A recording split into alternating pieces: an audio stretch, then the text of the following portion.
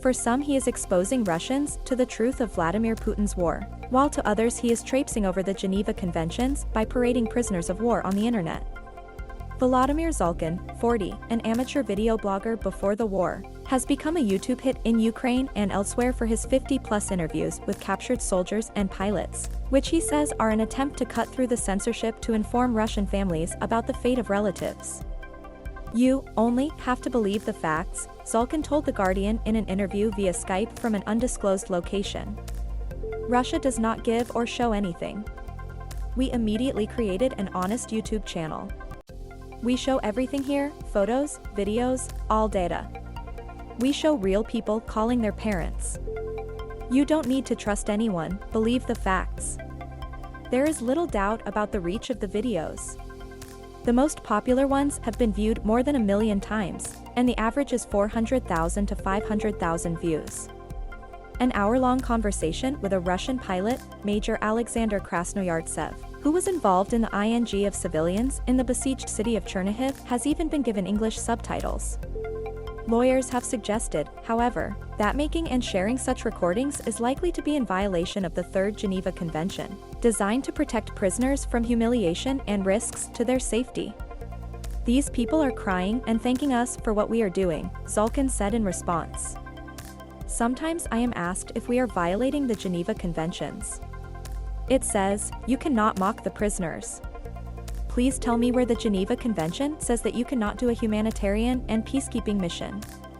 It all started, he said, with frustration at the lack of information reaching people in the Russian Federation.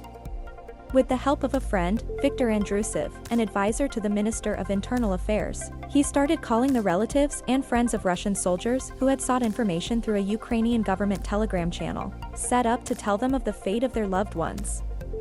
Volodymyr Zolkin's interviews get on average 400,000 to 500,000 views, but lawyers have expressed concerns. YouTube. Zolkin called the relatives live on camera and challenged them about the Russian government's behavior. But the Russian special services began to send fake phone numbers and fake data of soldiers and spam, Zolkin claimed. "I would call the mothers, but after 3 days I started listening to standard answers: we are not interested in politics. We know nothing and everything. I realized that mothers were being pressured by Russian special services." He added, "I said to the government, give me the opportunity to communicate with the prisoners and let them call their mothers." His first such interview was on March 18 with 20-year-old soldier, Pavel Kravchenko, who said he had gone to war without any understanding of Putin's reasons. "We were in a convoy," he told Zolkin. "When we crossed the border, we asked the commander, 'What is it for?' He said, 'Don't ask unnecessary questions.' We were surrounded, we didn't even fight back, we surrendered immediately. The convoy got destroyed immediately. I didn't want to die. I wanted to live." Zolkin now interviews around 10 Russian prisoners of war a day in locations across the country, only some of which have been broadcast. The pale, evidently nervous, prisoners are asked to confirm that they have agreed to the interview and its broadcast, before being asked to give an account of their military background and the events that led to their capture, along with their thoughts on the war. YouTube has blocked interviews where evidence is lacking that the interviews are voluntary. The prisoners are then asked to call their family and friends at home. The reasoning is that the mothers of captured soldiers would truly listen to what their sons were saying about the truth about the war, Zolkin said. The majority, he says, are like the first interview he did with Kravchenko.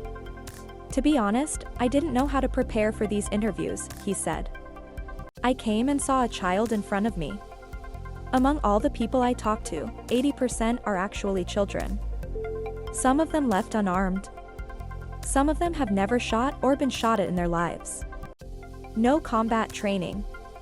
He added, "Often a Russian mother does not ask her son about his health, but immediately tells us the propaganda she was told on Russian television. They have a TV instead of a brain." Zolkin is not aggressive with the prisoners, although he says that he personally believes that Krasnoyartsev, who shot a farmer who had tried to take him captive after he was shot down over Chernihiv, is a MS. But he added, "I have mixed feelings. On the one hand, I saw that these Russians were in fact children.